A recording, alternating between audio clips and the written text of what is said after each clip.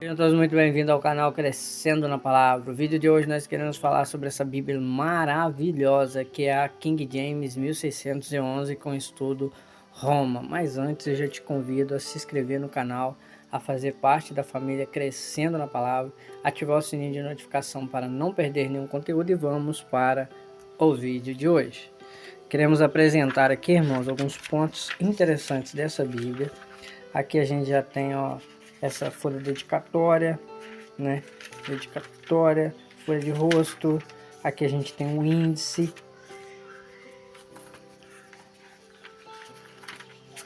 Aqui, a gente já tem os recursos que essa Bíblia tem, a introdução à Bíblia de Estudo Roma.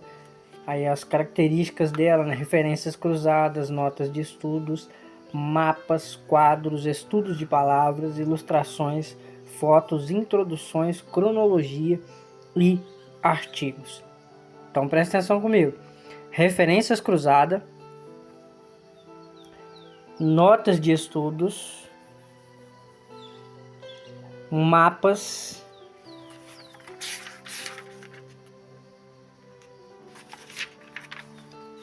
quadros, esses quadros, estudos de palavras, aí a gente vai ter do grego e do hebraico e do grego, ilustrações, essas ilustrações, fotos, introduções a livros, as introduções aos livros, cronologia, a cronologia aqui abaixo que vai ser, e os artigos. E aí uma outra coisa que eu achei interessante, aqui a gente tem os colaboradores. E aqui, nesses colaboradores a gente vai ter específico para livros do Antigo Testamento e do Novo Testamento. Aqui a gente vai ter, lista dos mapas, as ilustrações que vai ter ao longo do texto, os quadros, as listas de palavras do hebraico, né?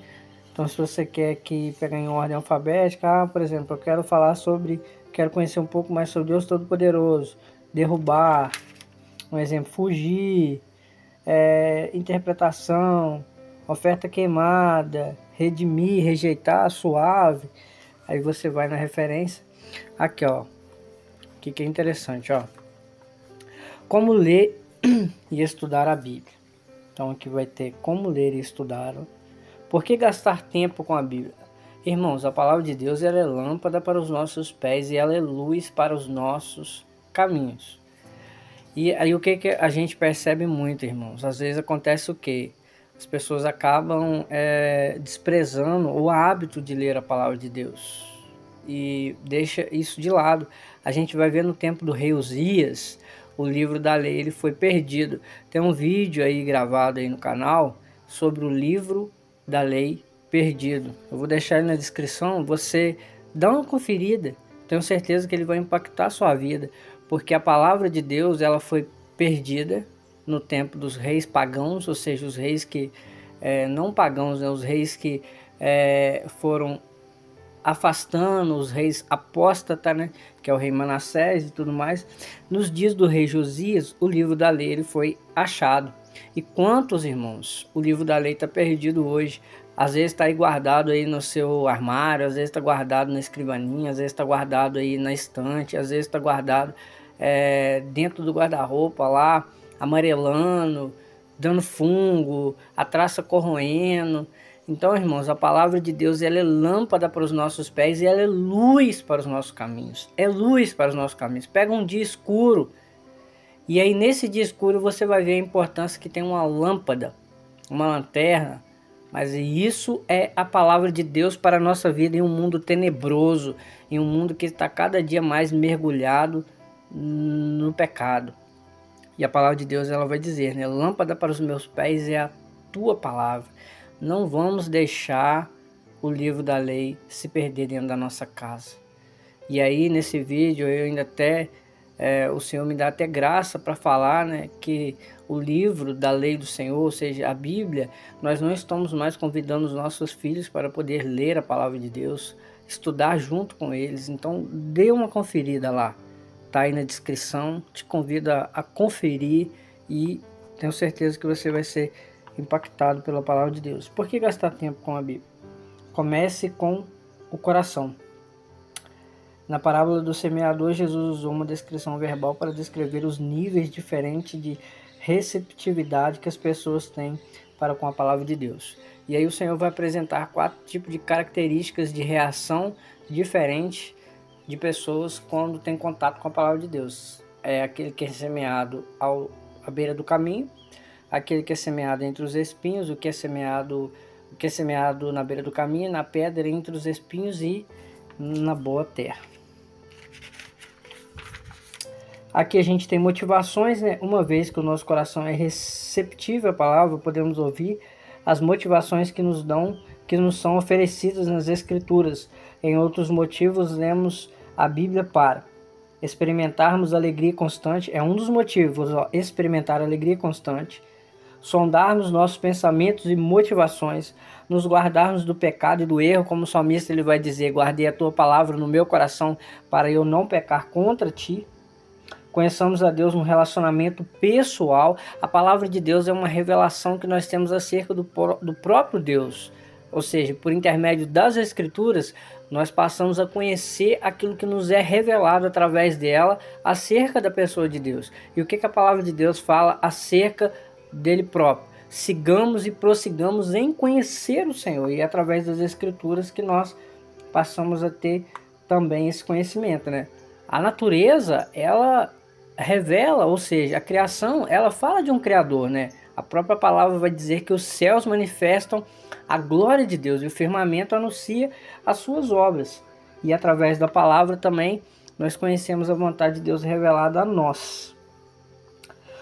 Conhecermos a Deus no relacionamento pessoal, conhecermos a verdade, pensamentos claramente acerca daquilo que Deus diz que é precioso, sermos edificados como comunidade com outros cristãos, rejeitamos conformidade a este mundo conforme renovamos nossa mente. A renovação do entendimento, né? Mente renovada. Tem um vídeo aí também falando sobre mente renovada. Tem um vídeo aí também falando sobre o que o sábio Salomão ele fala, né? Sobre tudo que se deve guardar, guarda o teu coração, porque dele procedem as saídas da vida. Como que nós guardamos o nosso coração? O nosso coração, ou seja, a nossa mente, que é a sede das emoções, do intelecto e dos sentimentos, ele é influenciado pelo aquilo que nós vemos, ouvimos e lemos. Então, como que nós guardamos o nosso coração? Como que nós guardamos a nossa mente? Guardamos filtrando aquilo que nós ouvimos, aquilo que nós vemos e aquilo que nós lemos. Às vezes nós passamos dias e dias maratonando série, vendo coisas imorais ou coisas de conteúdos que são apelativos, coisas que têm conteúdos eróticos e queremos ter pensamentos diferentes, mas não. Aquilo que o coração está cheio, a boca fala. E como que nós guardamos o nosso coração? Nós guardamos o nosso coração quando nós filtramos aquilo que nós vemos, aquilo que nós lemos e aquilo que nós ouvimos, né? 12 sugestões práticas para ler apropriadamente. Aí aqui tem 12 sugestões, ó. Leia a Bíblia em oração. Então, é importante nós lermos a palavra de Deus com oração. O meu pastor, ele me orientou na minha juventude, quando eu era solteiro na época. A orientação dele para mim era o seguinte: olha, quando você for ler a Bíblia, reserve um tempo antes para você orar, pega a harpa e louva. Então é interessante, irmãos, reserve um tempo para você orar, pegue a sua harpa, cante aí 1 ou 2 louvores, vai preparando para receber a palavra de Deus. Ó, leia com expectativa e alegria, medite naquilo que lê. Meditar significa ruminar mentalmente aquilo que estamos lendo, pensar sobre o significado da passagem e suas implicações para a fé e a prática. Assim como a comida mastigada e engolida rapidamente dá indigestão, assim também não podemos digerir nossas leituras bíblicas a menos que dê desaceleramos e consideremos a carne ali encontrada. Desaceleramos e consideramos a carne ali encontrada. Leia para ser transformado, ou seja, muitos leem para os outros. Aí eu vou ler a Bíblia para me poder pregar. É importante nós dedicarmos à leitura da palavra de Deus, ao estudo da palavra de Deus, para podermos ministrar aquilo que Deus confere ao nosso coração. Mas antes de pregar às pessoas, a palavra ela confronta a nós, primeiramente, que temos a responsabilidade de conduzir a palavra. Por isso que Paulo, ele na sua carta aos Coríntios, ele fala: antes eu subjugo meu corpo e o reduzo à servidão, para que pregando eu não venha de nenhuma forma ficar reprovado. Então, antes da palavra ser dirigida a outrem, primeiramente ela é dirigida a nós. Leia com perseverança, seja realista ao fixar os seus alvos e tenha um bom plano. Se você separa 20 a 30 minutos por dia, poderá ler a Bíblia toda em um ano. Cada 10 a 15 minutos por dia você lerá a Bíblia toda em 2 anos. O segredo não está na quantidade, mas na consistência e num plano bem definido. Separe um tempo consistente para ler e estudar a Bíblia. Leia com algumas boas ferramentas à mão. Aí tem vídeos aí como estudar a palavra de Deus. Depois os irmãos dêem uma olhada lá. Tem um livro lá que a gente fala sobre como estudar a palavra de Deus, ou seja, alguns materiais, algumas ferramentas, né, importantes para ter em mão, né? Leia com a caneta na mão. Tem vídeo aí também falando acerca de anotações, a gente ensinando hábitos que nós construímos ao longo dos anos. Deus foi dando graça acerca dessas metodologias para marcar o texto, né? Leia à luz do contexto imediato, ou seja, se eu for ler um versículo bíblico, é interessante eu ler aquele versículo bíblico e eu ler os versículos anteriores, os versículos posteriores, entender que a palavra de Deus ela tem todo um contexto. Faça a sua leitura e estudo bíblico como parte de uma comunidade. Leia à luz da história bíblica abrangente, né? Ou seja, a leitura da Bíblia é muito mais significativa se você a ler à luz de sua história abrangente. À medida que lê, observe grandes temas entrelaçados, como a maneira na qual a criação em Gênesis se relaciona com temas da criação em Salmos. Tá vendo? Leia as introduções dos livros em sua Bíblia de estudo, observando onde cada livro se encaixa no desenvolvimento geral da história de Deus. Essa história pode ser esboçada em 3 grandes atos: o plano de Deus para todos os povos, o povo de Deus do pacto e o povo de Deus do novo pacto, que é a forma como que ela separa, né? Aqui, ó, aprofundando os fundamentos do estudo bíblico eficaz, tá vendo? Para você se aprofundar dentro dos assuntos, né? Leia os sinais de trânsito atentamente. Eu achei interessante essa parte aqui de ler os sinais de trânsito atentamente. O que é ler esses sinais de trânsito atentamente? Ó, assunto: quem ou qual é o foco da passagem? Você está lendo um texto bíblico. Aquele texto bíblico que você está lendo, quem ou o que é o foco daquela passagem? Qual é o foco daquela passagem que você está lendo? O verbo é uma afirmação, uma exortação, é uma pergunta, uma resposta, uma ação, uma explicação ou uma ilustração? Conjunções: é mas ou portanto, pois, é mas ou portanto, pois, tanto, como, nem isto, ou não apenas, mas também. Tempo: depois, antes, quando, enquanto, desde, até. Causa, condição, concessão, modo, agente, resultado, propósito. Ao ler material narrativo, identifique o seguinte: aquele texto que você está lendo, né? Ele é narrativo. Então a gente tem que prestar atenção nos pontos quando nós estamos estudando a palavra de Deus. E eu achei interessante essas formas que essa Bíblia ela vai apresentar. E aí a gente já tem um texto bíblico. Quando a gente já chega no texto bíblico aqui, tá vendo? A introdução. É importante a gente lermos a introdução da Bíblia para podermos nos familiarizarmos mais com os eventos históricos, né, daquela passagem. Aqui a gente tem o autor, o contexto histórico, a criação. Aqui a gente tem um pano de fundo, né, uma síntese é uma cronologia de principais eventos, tanto eventos bíblicos quanto alguns, no caso, extras bíblicos, ó. As dinastias do Egito, de Ur, do Egito, tá vendo? Então é importante a gente ler.